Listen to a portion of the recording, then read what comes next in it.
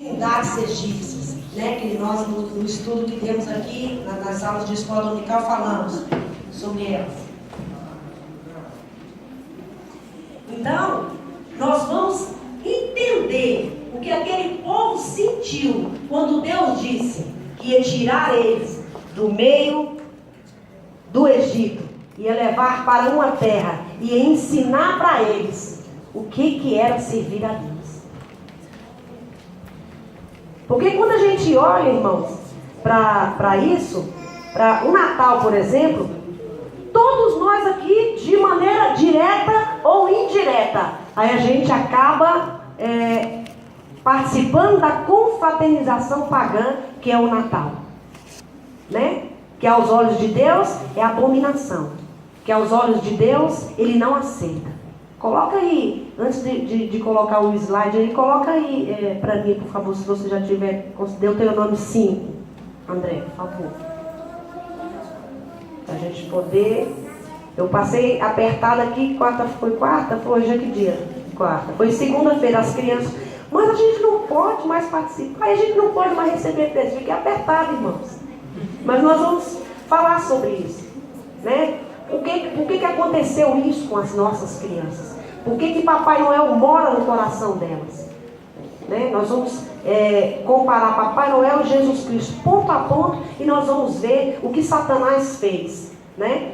Da mesma maneira que Deus mora no nosso coração, no coraçãozinho delas mora Papai Noel, né? E aí pensa que é a mesma coisa. Aí eu pude sentir isso na hora que eu estava estudando sobre isso, quando ele falou: Papai Noel mora no coração das crianças. É uma verdade. Não é para morar. Não é. Nós vamos estudar isso, nós vamos ver por quê que não é para morar no coração das crianças. Então Moisés convocou todo Israel e lhe disse: ouçam, ó Israel, os decretos e as ordenanças que hoje lhe estou anunciando. Aprendam-nos e tenham o cuidado de cumpri-los. O Senhor, o nosso Deus, fez conosco uma aliança em Horebe. Não foi com os nossos antepassados que o Senhor fez essa aliança, mas conosco, com todos nós que aqui hoje estamos vivos. O Senhor falou com vocês face a face no meio do fogo no monte. Naquela ocasião, eu fiquei entre o Senhor e vocês, para declarar-lhes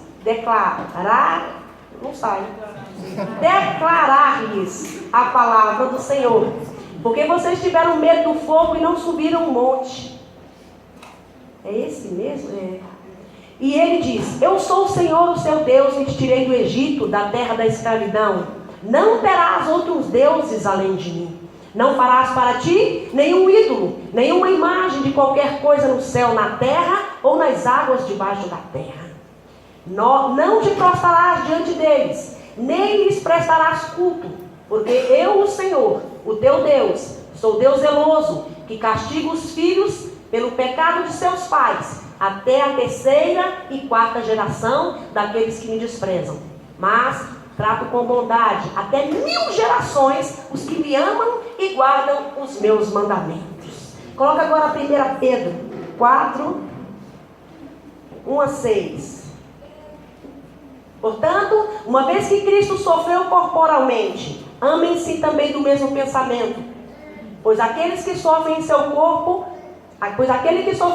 corpo rompeu com o pecado, para que no tempo que lhes resta não viva mais para satisfazer os maus desejos humanos, mas sim para fazer a vontade de Deus. No passado, olha como isso é forte, irmãos, vocês já gastaram tempo suficiente fazendo o que agrada aos pagãos. Naquele tempo vocês viviam em libertinagem, na sensualidade, nas bebedices, nas orgias, nas farras, nas idolatrias repugnantes. Eles acham estranho que vocês não se lancem com eles na mesma torrente de imoralidade e por isso os insultam. Quando você falar para uma pessoa acostumada todo o tempo a participar dessas festas, principalmente do Natal, que ele é mundialmente comemorado, e dizer que não vai participar disso, eles vão te insultar, vão te chamar de quadrado, vão te chamar de ignorante, vão te chamar de santarrão, vão te chamar de doido, vai te insultar, mas a própria Bíblia já fala sobre isso. Porque nós fomos tirados do meio disso, dessa idolatria. Como Israel, os hebreus, eles foram tirados do meio do Egito para adentrar a uma terra. E Deus começou a tirar deles a idolatria. Da mesma maneira Deus faz conosco, irmãos. Deus não mudou, Deus é o mesmo. Nós precisamos todo tempo, Deus nos ensinando para que tire de nós a idolatria. Porque temos essa tendência a sermos idólatras. Porque nós nascemos para adorar. Fomos criados para o louvor da glória do Senhor, para adoração. Aí, no tempo que a gente não está adorando, a gente está participando de uma idolatria aqui, muitas vezes por ignorância, né? Por desconhecermos. Esse negócio do Natal mesmo, todo tempo eu sabia que não podia e tal, mas eu não sabia por que não podia. É igual o pai fala para o filho, não pode, mas por que não pode? Por que não pode? Está acabado. Isso não satisfaz a sua pergunta, não satisfaz aquilo que você quer saber, porque só fala que não pode e não fala por que não pode. Explica por que não pode, que se explicar por que não pode, a gente entende e não faz. Se a gente não sabe o motivo por que não pode, a gente acaba fazendo, isso é uma besteira, mas aí quando você vai ver a raiz do negócio, você vê, realmente não pode mesmo, como é o caso aqui, né? Contudo, eles terão que prestar contas àquele que está pronto para julgar os vivos e os mortos, aqueles que vivem em idolatria. Vamos ter que prestar contas, irmãos, cada um de nós, a partir do momento que nós aceitamos a Jesus e o aceitamos como Senhor e Salvador das nossas vidas, nós temos que viver uma vida sem mácula, sem pecado, sem ruga. Não podemos estar misturados com deuses pagãos. Não podemos nos misturar com idolatria, porque o Senhor não aceita. Não aceita. Para você ter uma ideia, quando Moisés subiu ao monte, ficou lá 40 dias e desceu, e estava o povo todo mergulhado naquela idolatria, adorando um bezerro de ouro, fizeram um carnaval lá, fundaram uma escola de samba, ficaram tudo lá em orgias sexuais, lá no pé do monte. Morreu milhares e milhares e milhares e milhares de hebreus ali naquele dia, porque Deus não aceita que se coloque nada no lugar dele. Nada. É ele e acabou. Então, a partir do momento que você tem conhecimento, você não tem conhecimento, você não vai ser cobrado daquilo que você não sabe. Mas a partir do momento que você passa a conhecer, se você continuar a insistir no pecado, Deus irá estar contigo, né? Você dará conta ao Senhor. Por isso mesmo, o Evangelho foi pregado também a mortos, para que Ele mesmo, julgado no corpo, segundo os homens, vivam pelo Espírito, segundo Deus. Aí você pregado a mortos? Evangelho pregado a mortos? Quando Jesus ressuscitou, Ele não foi lá no inferno? Pregou os espíritos na escuridão, tomou a chave da mão de Satanás, disse, é minha, e voltou? Ele está se referindo a isso. Pode começar a passar os slides para a gente já entrar. Então eu só quis trazer esses versículos para você ver a seriedade que é você estar metido com idolatria, você estar metido com postes ídolos. Foi o que a árvore de Natal hoje em dia é a moderna árvore de Natal. São os postes ídolos que essa que a gente conhece, que a gente já coloca dentro das nossas casas. Muitos não colocam, mas alguns sim, né? Natal é pagão ou cristão? É uma festa pagã. E de tanto a gente se misturar com esse povo, por isso que Deus, quando tirou o povo lá do Egito, e diz, não quero que vocês se misturem com outros povos, porque eu vou fazer de vocês uma nação santa, separada. Eu não quero que vocês se misturem com os outros povos, para que não peguem o costume deles. Nós, irmãos, somos a nação que vamos morar no céu. Nós estamos misturados com povos pagãos. E muitos de nós, até eu mesmo, no final, eu vou depois mostrar isso aqui, vou me ajoelhar, pedir perdão ao Senhor. Porque, irmãos, isso é tão sério, tão sério. A gente pensa que é brincadeira, mas não é brincadeira. O Senhor não aceita isso. Não aceita. Como uma pessoa crente que conhece a palavra, se junta com esse tipo de coisa, irmãos, Isso é tão sério, tão sério. E hoje, diante do Senhor, diante da igreja, olha, é tão lindo, não é? Você olha, é tão lindo, tão bonito, que mal há nisso? Que mal há? Nós vamos falar sobre isso. Quando você coloca isso na sua porta, você está dizendo para todos os espíritos satânicos, aqui é um portal, pode entrar. Adentre que a minha casa está aberta para que você possa morar. Como é que você é crente, mesmo sem conhecer, não interessa. Procure conhecer. A palavra está aí. Hoje tem internet aí para todo mundo ver. A partir do momento que você passa a conhecer, se você continuar praticando esse tipo de coisa, Deus irá cobrar de você. Aí você diz, mas as minhas bênçãos não chegam. Mas as minhas bênçãos não chegam. Eu estou aqui pregando a palavra, fazendo a vontade do Senhor, fazendo isso, fazendo aquilo, e não chega. Por que não chega? Não chega porque estamos misturados com idolatria, irmãos. Deus não aceita isso. Deus não aceita isso. Por isso que é tão sério nós conhecermos. Por isso que a palavra do Senhor diz, conhecei e prossigai em conhecer a palavra do Senhor. Por isso que temos que conhecer e arrancar de nós, arrancar, e não deixar que Satanás venha fazer morada. Ele vem sutilmente, ele tem preparado o melhor, é o melhor. Tem usado das tecnologias, as melhores tecnologias do planeta para nos envolver. Quem está no mundo já é dele, ele quer nós. Ele quer o nosso coração, quer o coração das nossas crianças, dos nossos adolescentes, dos pastores, dos líderes. Quando se derruba um líder, derruba uma multidão. Quando se contamina uma criança, compromete todo o futuro de uma igreja. Por isso que Deus não quer isso. Pode passar. Quando nos acostumamos com algo, com uma rotina, é comum realizarmos tarefas e atividades sem questionarmos sobre sua origem ou razão de ser. A gente faz tanto, que fica comum. E a gente já faz nem... A mente, ela dá como que uma cauterizada. Parece que queima os fuzis. E você não questiona mais. Faz sem questionar. Você já faz tanto. Igual mentir. Uma mentirinha mata mesmo. E a gente vai fazendo isso. E continua fazendo. E a mente não vai mais acusar. Não vai mais dar aquele alerta. Porque você já fez tanto que isso já começou a fazer parte de você.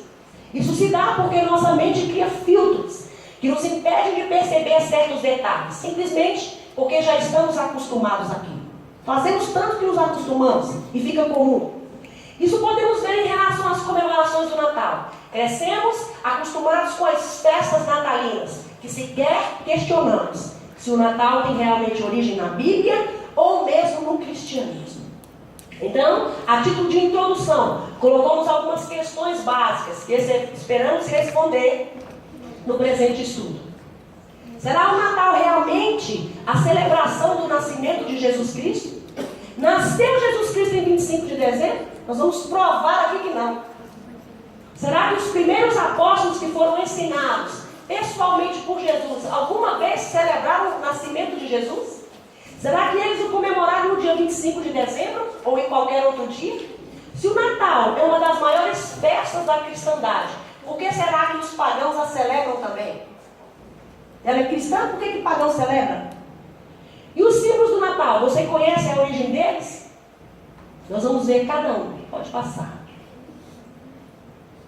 O significado de Natal. A palavra Natal tem a ver com nascimento. Então o Natal é legítimo? É legítimo, irmão. Natal tem a ver com nascimento. Desde que você comemore o nascimento de Jesus como um nascimento apenas, nasceu Jesus, né? Você se lembre do nascimento e comemore. Desde que você não se envolva com todas essas simbologias que envolvem o Natal pagão, não há problema. Mas se envolver, há problema, né? Ou o aniversário tem a ver com o nascimento ou o aniversário natalício, especialmente com o dia em que geralmente se comemora o nascimento de Jesus Cristo. Eu nasci no Natal, dia 25, né? Este vocábulo não aparece na Bíblia e também não foi utilizado pelos primeiros apóstolos. A festa de Natal não se inclui entre as festas bíblicas e não foi instituída por Deus. Teve origem na Igreja Católica Apostólica Romana a partir do século IV. E daí se expandiu ao protestantismo e ao resto do mundo. Por isso que os crentes do Nordeste chamam a Igreja Católica Apostólica de Babilônia, né? Porque é a mãe das prostituições, tudo nasce lá, né? Se bem que isso aqui não nasceu lá, bem antes nós vamos ver, ela só pegou e deu uma aperfeiçoada, né? E a gente engoliu muito, né? É fato que o Natal não foi observado pelos primeiros cristãos durante os primeiros 200 ou 300 anos desta era. Pode passar. A origem, né? A verdadeira origem. A celebração do Natal antecede o cristianismo. Em cerca de 2000 anos, tudo começou com um antigo festival mesopotâmico. Isso aqui é uma das origens, tá? Porque tem essa origem, que é a origem com Nirod, que é a origem que a igreja pegou para essa. Tudo começou com um antigo festival mesopotâmico que simbolizava a passagem de um ano para o outro. O Zakmuk. Para os mesopotâmios, o ano novo representava uma grande crise. Devido à chegada do inverno, eles acreditavam que os monstros do caos enfureciam-se e Marduk, seu principal deus, precisava derrotá-los para preservar a continuidade da vida na terra. O que isso tem a ver com o nascimento de Jesus, né? O festival de Ano Novo, que durava 12 dias, era realizado para ajudar Marduk em sua batalha. A tradução dizia que o rei devia morrer no fim do ano, para, ao lado de Marduk, ajudá-lo em sua luta. Para poupar o rei, um criminoso era vestido com suas roupas e tratado com todos os privilégios do monarca, sendo morto e levando todos os pecados do povo consigo. Assim, a ordem era restabelecida. Um ritual semelhante era realizado pelos persas e babilônios. Tudo idolatria, tudo paganismo. Né? E isso veio se incorporando, né? Chamado de Sakai. A versão também contava com escravos, tomando o lugar de seus mestres. A Mesopotâmia inspirou a cultura de muitos povos, como os gregos, que englobaram as raízes do festival, celebrando a luta de Zeus contra o titã Cronos. Então, a origem lá atrás começou aqui. Aí daqui ele vem mudando de nome. Passa aí. Mais tarde, através da Grécia, o costume alcançou os romanos, sendo absolvido pelo festival chamado Saturnália, em homenagem a Saturno. Vocês conhecem aquele símbolo ali? Da igreja que a gente já conhece, né? Eles, toda vez que vão celebrar, uma missa, né? Como é o nome desse negócio que eu esqueci agora? Ostensório. Aquilo ali é um sol. Vocês estão vendo que é um sol? É um sol. Adoração ao Deus Sol. Eles adoram o Deus Sol, né? A festa começava no dia 17 de dezembro, a Saturnália, né? E até o dia 1º de janeiro, comemorando os solstícios de inverno. De acordo com seus cálculos, o dia 25 era a data em que o Sol se encontrava mais fraco, porém, pronto para recomeçar a crescer e trazer vida às coisas da terra. Durante a data que acabou conhecida como o dia do nascimento do Sol invicto, as escolas eram fechadas e ninguém trabalhava. Eram realizadas festas nas ruas, grandes jantares eram oferecidos. Não é muito parecido já com o nosso Natal? Já está começando a parecer com ele, né?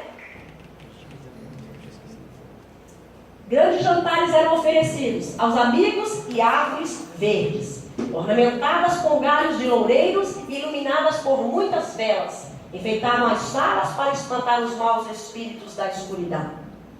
Os mesmos objetos eram usados para presentear uns aos outros. Apenas após a cristianização do Império Romano, o 25 de dezembro passou a ser a celebração do nascimento de Cristo. O que tem a ver? A Saturnália é o dia do nascimento do Deus do Sol invicto com o nosso Jesus Cristo. Nada, né? Mas vai havendo uma mistura tão grande, um sincretismo religioso tão grande, vai se misturando tudo, embaralhando tudo. Aí você acha que nada é nada. Ah, não tem nada não. Ah, não tem nada. Muita gente vai para o inferno com esse não tem nada não.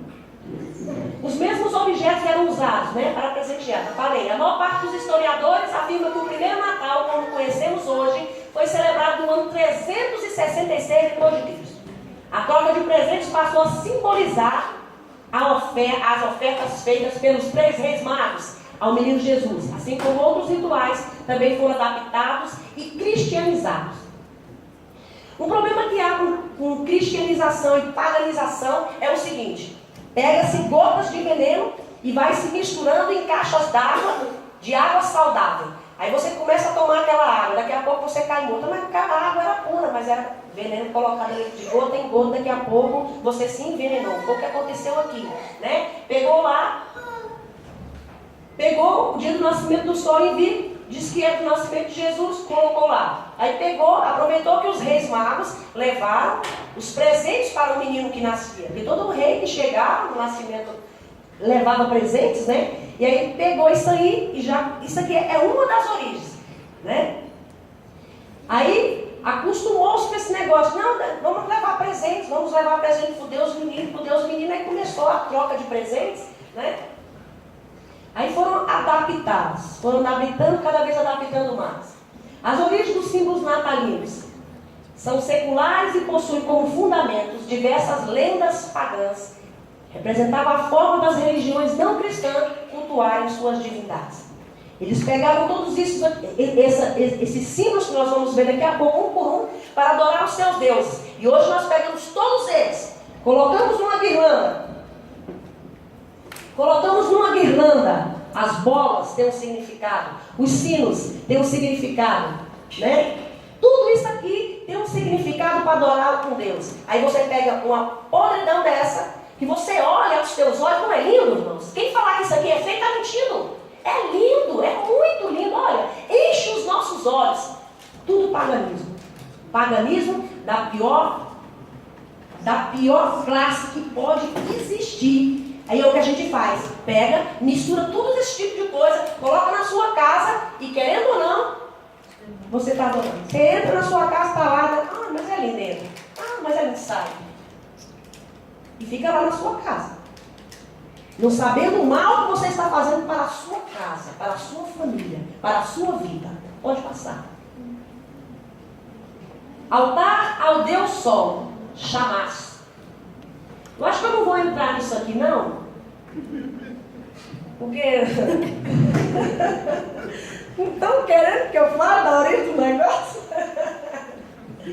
Olha, irmão, se você olhar bem, você vai ver aqui esses altares aqui. Aqui está o nosso Papa, não, o sangue de Jesus tem poder, mas aqui está o Papa, né? E que se você, quando você for olhar nessas vestimentas dele aqui, ó. Cadê aquele negocinho aqui? Deixa eu ver se ele está funcionando para me mostrar. A pilha. Põe a pilha aqui para mim. Esse primeiro aqui, ó. Tá vendo esse primeiro aqui? Usado na adoração satânica no templo de Babilônia. Isso aqui é um altar da Babilônia. Esse primeiro aqui. Aí ele vem para cá, olha. Aqui, tá aqui ele. Ele não colocou ainda, né? Está aqui no altar da igreja o mesmo símbolo. Aqui um conclave, eu creio que seja um conclave, né? O mesmo símbolo. O mesmo símbolo. Usado na adoração satânica no templo de Babilônia. Aí está no altar da igreja Babilônia, né? Católica. Não posso nem falar o nome mais do negócio. Aí está aqui, ó. Aí está aqui, esse altar. Nota exatamente o mesmo sino do Deus Sol no altar católico. Tá vendo? O altar católico, olha aqui, ó. Olha aqui no altar. O sino do Deus Sol no altar pagão. Olha o altar pagão. Aqui, ó. O Deus pagão. Olha o mesmo símbolo aqui. Passa o outro. Aí a gente olha. Mas é coincidência? Não é coincidência, irmãos. Não é coincidência. Eles praticam o que Deus falou. Eu não quero que vocês se misturem com povos, com os povos pagãos para que vocês não peguem o costume. Mas eles fazem questão de ir lá pegar o símbolo pagão e colocar todo mundo para adorar, né? E aqui está falando sobre a adoração ao Deus Sol. E ali não estava falando que no nascimento do Deus do Sol, do Deus invicto lá, o Sol invicto, era o dia do nascimento de Jesus Cristo, né? Sacerdote de Satanás. Olha aqui. Nele a forma de usar a cruz pátria no antigo rei, 2.800 anos atrás. O uso dessa cruz simbolizava a adoração pagã ao Deus Sol. O nosso Deus ele não é feito de sol não, nem de luz não. Não é o sol não, ele não. O povo está querendo falar que o nosso Deus é o sol, aí começa a adorar o sol. Aqui é a cruz, né? Essa cruz pátria. Note o uso do palio pelo Papa, verá que encontra a mesma cruz. Olha essa cruz aqui no peito desse Deus pagão. Está vendo aqui? Rei Shamsin, Haddad V. Aí está aqui, ó. Esse mesmo símbolo aqui, ó. No peito do Papa. O mesmo. Veja também as bandas cruzadas que igualmente formam um X no antigo rei pagão. Ó. Mesma coisa. Mesma coisa. Sacerdote de Satanás. O camarada colocou logo aí, né? Não foi eu não. Só peguei do meio. A semelhança é incrível. Ó, rei pagão, antigo Assur. Nascipal II. Aqui está a barba dele, tá? Ó os símbolos aqui, ó. A tiara que está na cabeça dele aqui, ó. Não sei se dá para vocês verem que isso aqui, ó. Isso aqui é a barba, o olho dele aqui, tá vendo? É esse mesmo aqui, ó. Só que tem aqui. Não, fale de tiara não. Tá, é esse negócio, vamos contar.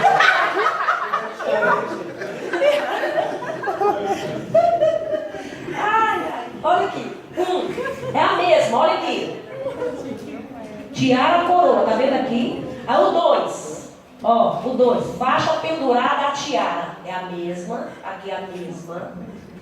Tá vendo? Ó o 3 aqui, ó.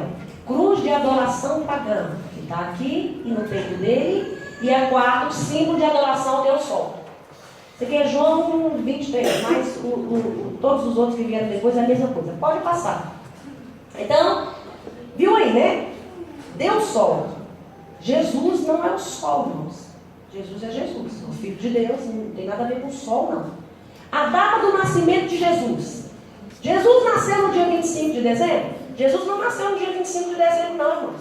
Nesse mês, Jesus foi gerado. Nós vamos aqui olhar parte por parte disso aqui, nós vamos ver, vocês irão concordar comigo. Com certeza Jesus não nasceu em 25 de dezembro. Pelo exame da palavra de Deus, sabemos que Jesus não nasceu em dezembro. Lucas 2,8 diz: ora, havia naquela mesma região pastores que estavam no campo e guardavam os seus rebanhos durante as vigílias da noite. Dezembro é tempo de inverno, costuma chover e nevar na região da Palestina. Consequentemente, os pastores não poderiam permanecer no ar livre durante as vigílias da noite se estivesse chovendo, né? Naquela região, as primeiras chuvas costumam chegar nos meses de outubro e novembro. Durante o inverno, os pastores recolhem e guardam as ovelhas no aprisco. Só isso aqui já mata que Jesus não nasceu nesse período. Porque se era um período chuvoso, como é que ele está com todo o rebanho no campo? Ele ia estar tudo guardado no aprisco, lá dentro das casas, guardadinho, né? Aqui não, eles estavam no campo, né? Ó, aqui em Lucas 2, ora, havia naquela mesma região pastores que estavam no campo.